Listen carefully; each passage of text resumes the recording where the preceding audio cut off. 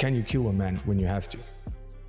Yes, I can. If there's no ref, the ref doesn't stop it, I'm not stopping. He's got excellent jiu-jitsu skills. He tapped out an entire black belt Gracie team one after the other. He's got knockout power and he's got the cardio as well these days, ever since he got the nose job, okay? So the man's cooking with gas, he's firing on all cylinders, and he can't wait to go head to head with Khamzat Chimaev. He can wrestle, he's got very good jiu-jitsu, he hits hard, and he's a big, durable dude. But I don't know if he's going to be able to wrestle with that guy. UFC 319 is just weeks away. Dricus Du Plessis has issued a warning to Khamzat Chimaev, promising to crush his dream of becoming UFC champion. Confident in reclaiming his title, Du Plessis isn't backing down. Meanwhile, Chimaev is fully locked in on his first shot at UFC Gold, leaving no stone unturned in his preparation.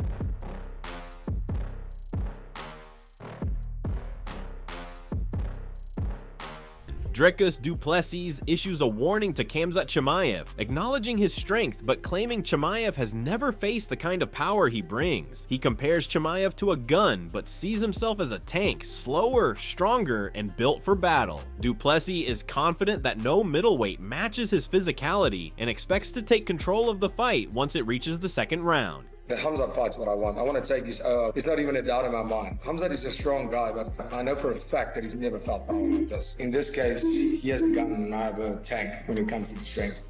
There's not a middleweight that's going to overpower me. It's not going to happen. Once it goes past round 2, it's going to be smooth sailing. Dricus Du Plessis' teammate Mark Hume also warned those betting against him. He said Du Plessis was on a serious run and that people would be shocked by what he could do. Hume reminded everyone that Du Plessis had never lost in the UFC and often came through as the underdog. He hinted that those counting him out again might regret it, and even joked that he'd be laughing if people kept betting on Chimaev instead. Let me tell you, that man is on a roll, bro. When he says you're going to be surprised, I believe you're going to be surprised. What do you think of sort of the narratives of people maybe overlooking Dricus a little bit in this fight just because of what Chimaev's done? Yeah, to that I would say be careful what you think, in the sense of, I mean, Dricus has not lost in the UFC once, right? He's not lost once. Every single time he's been the underdog. You know how much money people have made on Dricus Du Plessis.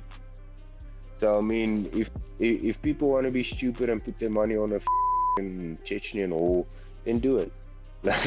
I'm gonna laugh at you afterwards. Joe Rogan also calls Dricus Du Plessis fucking scary and highlights his size and conditioning as major advantages. He points out Du Plessis' unpredictable stutter step movement, saying it's tough to read and surprisingly technical. Rogan believes that awkward style gives DDP a real edge in the cage. Yeah. Dricus is fucking scary. That's a guy who's so big for 85. The way he looked against, I didn't give him a chance against Robert Whittaker, and boy was I wrong. After he got a DD surgery, which I think, I mean, it's a big factor. Yeah, being able to breathe out your nose. If you can't breathe, you can't fight. Yeah. But it's also, Dricus looks awkward when he fight. He moves different, but that movement and that awkwardness makes him difficult to time. It's like his timing is off. And if you don't have anybody that can imitate that kind of stutter step motion that he does, it's deceptively technical.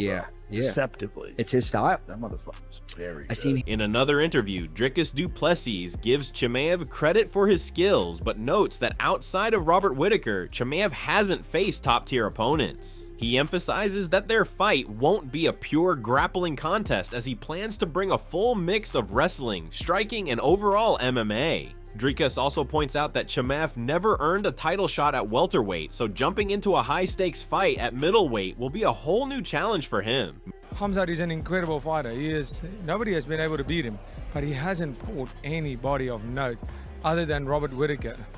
That is it. This is not a grappling competition. I am not the best grappler or wrestler or striker. When we mix it all up, I am. That's why I have this. He couldn't even get a title at welterweight. Now he wants to come to middleweight. Great, let's go. Meanwhile, John Anik called the matchup the biggest possible fight in MMA, saying it was finally time for Chimaev to compete for a title. He described it as pure chaos and said the UFC couldn't have made a better pairing. Anik was clearly fired up, calling the bout perfect from a matchmaking standpoint. He teased that fans would witness something special when the cage door closed in Chicago this August. John Anik said, That's the best fight we can make. Khamzat Chimaev, finally in a championship setting. It's the #1 fight in the sport. Total chaos. I'm trying not to cuss here. I can't imagine a better matchup. When they lock the door behind those guys, it's bulletproof matchmaking. We'll see you guys mid-August in Chicago. On the other hand, Reinier de Ridder said that getting ready for someone like Chimaev would actually be simpler than preparing for Du Plessis. He explained that Chimaev's style was more standard, making it easier to find training partners who could mimic his approach. In contrast, he thought Du Plessis had an unpredictable game that was tougher to prepare for. Still, de Ridder admitted that if Du Plessis came out on top, he might turn into the bigger star. He would be like an easier guy to prepare for. Not that he is an easier fight, but is more of a typical style. I can bring a couple of Dagestanis and a couple Chechens in who wrestle pretty similar to Khamzat. He boxes pretty cleanly, like boxing style. So yeah, that is not that spectacular. It's spectacular, but it's not that special in a sense that it's not as weird as Dricus is, you know. So it'll be harder to prepare for him, but he might, if he wins, he might be the bigger name.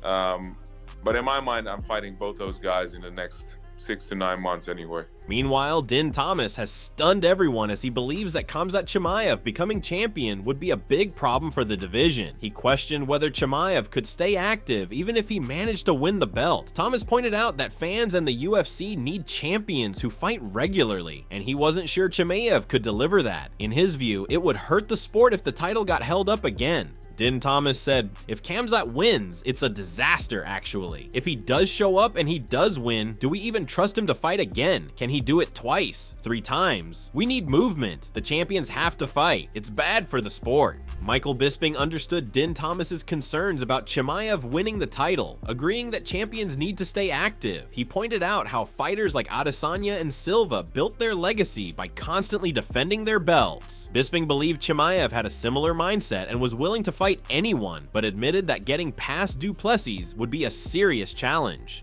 Would it be a disaster if Khamzat Chimaev wins? That's what Din Thomas said. I kind of get his point, because we do want to have a busy champion, okay? You gotta fight. You can't sit on the sidelines. You can't become the champion and say, right, I'm going to avoid fighting people now. No, you got to defend it, because when you defend it, that's when you make money. That's how you build your brand. That's how you get the endorsement deals, okay? Look at Israel Adesanya. When that man was the champion, he was defending the belt at a crazy pace, okay? That's why you got to have respect for champions like Israel Adesanya and Anderson Silva back in the day, because they were ready to take on absolutely anybody. Khamzat Chimaev, I think he's ready to take on everybody. He wants to kill everybody. Kill everybody! That's what he said right from day one. And I think if he can beat Dricus, and that's a big if, it's a very big if, okay? However, in another interview, Din Thomas said Dricus Du Plessis has what it takes to beat Khamzat Chimaev. He compares Chimaev to a sprinter, dangerous early but untested over 5 rounds. Thomas sees Du Plessis as the more durable, smarter fighter who can survive the early pressure and take over as the fight goes on. You think Dricus beats Khamzat? Yeah, I do. Really? I do. I really do. I think Khamzat is a sprinter. I think if you were to make fights 1 5-minute round, Khamzat beats anybody in the world, any weight class. But you can't fight championship level fights for 5 rounds at the pace where he's at his best. If he fights like that at his best, I think Dricus is so durable and he's so smart that he'll be able to withstand that. Now they're swimming in deep water, and Khamzat can't swim that deep. Wow. Yeah. Din Thomas further believed that the later rounds would favor Du Plessis. He thought Chimaev might run into trouble once he sees Du Plessis won't back down. Even if Chimaev tries to slow things down, Du Plessis will keep pushing. Thomas explains that real cardio comes from skillful pacing, something Du Plessis does well because of his more complete game. So what do you think? It just goes into the championship rounds and he figures them out? Yeah. I think that by the 3rd round, Khamzat's like, all right, I don't really know. I can't, this guy's not going away. Wow. And also too, is if Khamzat does, let's say he does pace himself a little better, Dricus will just pour it on him. Right. So I think that pacing is a big factor. We always talk about this cardio thing, but cardio is really just being able to manage whatever pace you have based on the skill set you have. That's really what it comes down to. Like if you have a very limited skill set and you're forced to be in situations that you're not comfortable in, you're going to have bad cardio. But when you have a very well-rounded skill set and you can pace yourself better, you're gonna have good cardio. So, I mean, that's really what it comes down to. Meanwhile, Michael Bisping says Du Plessis is a big, strong fighter who isn't easy to take down. He believes the smart approach against Chimaev is to face him head on. Bisping points out that Chimaev is likely to grab hold of you and get the takedown, but Du Plessis has to make him work for it. He says the best defense is to attack and try to put Chimaev on the back foot. Now, Dricus is a big dude. He's not going to be easy to take down. Dricus is going to play him at his own game, and that's exactly what he's got to do. You can't run away from Khamzat Chimaev, okay? The man's going to get you. He's going to get a hold of you, and he's going to try and take you down, and he's probably going to be successful. So what do? Now, what you're going to do is you're going to meet him head on. You're going to fight him at his own game, and that's exactly what Dricus Du Plessis said that he's going to do. He will get a hold of you, and he probably will take you down. So meet him head on. Make him work for it. The best form of defense is attack. Put Khamzat Chimaev on the back foot. Michael Bisping also warned that if Chimaev expects an easy takedown and submission, he might be in for a surprise. He points to Du Plessis' strong grappling, even recalling a time he submitted an entire team of black belts. While Bisping praises Chimaev's dominant performance against Whitaker and his move to middleweight, he believes Du Plessis' size, evolving skill set, and steady progress make him a real threat. Khamzat Chimaev thinks that he's going to go out there and just take down Dricus Du Plessis and just choke him out, right? Like he's some schmuck, like he doesn't know what he's doing, like he's not someone that choked out an entire black belt jiu-jitsu team one after the other, then I think Khamzat Chimaev will be in for a rude awakening. Now, of course, since Khamzat Chimaev moved up to 185 pounds, he's looked phenomenal, okay? The way that he destroyed Robert Whitaker, that was so impressive. However, Luke Rockhold feels Chimaev brings strong wrestling, relentless pressure, and solid ground skills. But he points out that Chimaev tends to fade in longer fights, as seen in his matchups with Usman and Burns. Rockhold has trained extensively with Du Plessis and says he's tough to wear down. In his view, if Chimaev doesn't finish it early, things could get difficult for him as the fight goes on. Khamzat Chimaev, the Wolf, he is there training. You've grappled with him. He's got a big fight against DDP, Dricus Du Plessis, someone you've had a lot of rounds with. After feeling both those men, how does that fight play out? Khamzat is very good at wrestling. He's very good on the ground. He's very good at pressure. The longevity of the fight, it hasn't been his best approach. So you see with Usman, you see with Gilbert, tough test. I put a lot of rounds in with DDP, and he don't go away. So unless he gets to him early, it's gonna be tough late. Luke Rockhold says if Chimaev can't finish the fight early, it starts to favor Du Plessis. He explains that DDP knows how to survive tough moments and keep pushing forward. That ability to endure and stay in the fight, Rockhold says, is what makes him a champion and why he's at the top right now. So if he doesn't put him away early, it's a DDP type of fight. I think that's the way the DDP goes. You know, he manages to get through, weathers the storms, and he keeps going. That's what champions do, and that's why DDP's on top. Furthermore, Michael Page admitted it was tough to call the fight. He would usually pick Chimaev to win, but said Du Plessis kept surprising everyone. He couldn't understand how DDP kept pulling it off, but pointed out that there was clearly something special about him. Every time Page bet against Du Plessis, he ended up being wrong. DDP and Khamzat, who do you reckon's gonna win? It's just hard to say. I would normally say Khamzat would win this fight. At DDP, I don't get how he keeps winning. Obviously, there's something about him because he keeps winning. Even that is an art, knowing how to win. Every time I put my money against him, he always comes up on top. Tito Ortiz believed fans would tune in to see just how dangerous Chimaev really was. He respected Chimaev and called him a monster, but felt Du Plessis might surprise him. Ortiz said Chimaev could be in for a wake-up call, especially if his wrestling didn't hold up. He reflected on how disappointed he was when Bo Nickel got outclassed in his last fight. Ortiz pointed out that fighters from Russia often mix their wrestling and striking perfectly, using one to set up the other before taking opponents down and finishing them. How do you predict that fight plays out? People are gonna see how vicious Chimaev truly is. I respect the guy. He's a monster. Du Plessis, the champ, I think he's in him for a rude awakening because he's gonna realize that his wrestling is not as good as Chimaev's truly is. And it was heartbreaking for me in that middleweight division because when Bo Nichols got picked apart his last fight, I was like, man, Why didn't you wrestle? You're one of the best guys in the world in wrestling. Use your wrestling. And that's what all the Russians do. They use their wrestling to set up punches. They use their punches to set up the wrestling, and then they take people down and they choke them because they're really good at it. Tito Ortiz predicted that the fight wouldn't go the distance, expecting Chimaev to break his opponent down within 3 or 4 rounds. He said Chimaev's pressure was just too much. Ortiz mentioned he had been following Chimaev closely and was impressed by his toughness. He also heard from Rampage Jackson, who trained with Chimaev in California, and confirmed that Chimaev was the real deal. Ortiz was especially impressed by how explosive Chimaev was, saying he could shoot for a takedown from halfway across the cage and still get it. I think Chimaev, I would give it maybe 4 rounds, 3 to 4 rounds.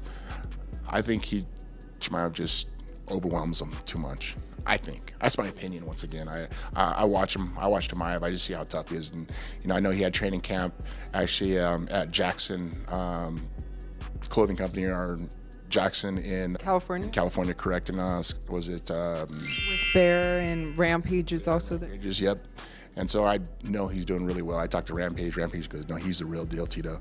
I go, "I see him. Like, I watch his fights and how vicious. I mean, he can shoot a double leg from half the cage and still take a guy down. He's just very vicious." Robert Whittaker believes that if Chimaev gets Du Plessis to the ground and finishes him early, he has a strong chance of winning. However, he warns that if Chimaev doesn't end it in the first round, which is usually his window, Du Plessis could take over. Whittaker describes DDP as the kind of fighter who becomes a real problem if you don't put him away quickly. DDP and Khamzat, who do you think wins that fight? Honestly, Chimaev is going to get him to the ground. If he doesn't finish him there, I don't think he wins. I think if you can't get Dricus out in the first, which Chimaev can do, his first round finishes is his thing. But if he doesn't get him out of there, I think Dricus, he's a guy that if you don't get rid of, kind of wins. Coach Eric Nixon also praises Dricus Du Plessis for being respectful and well coached. He highlights DDP's steady improvement and believes his rhythm in the cage is difficult to read. Nixon sees a method behind his movement and says stopping that flow is the key to beating him. I'm so curious to how Khamzat and DDP plays out. I feel like DDP's going to be able to weather the storm the first 2 rounds and then start taking off the 3rd, the 4th, the 5th. What do you think? I do too. I've studied DDP a bunch. Super respectful, nice guy. He's very well coached. Just his overall development, he's jumped leaps and bounds in between that Brad fight to now being world champion. People think it looks erratic, but it's not. It's very calculated what he's trying to do. It's a lot of those same reps that he does, but there's a motion to him that's kind of hard to gather rhythm. How do you eliminate all that shit? Take a guy down, put him on his fucking back.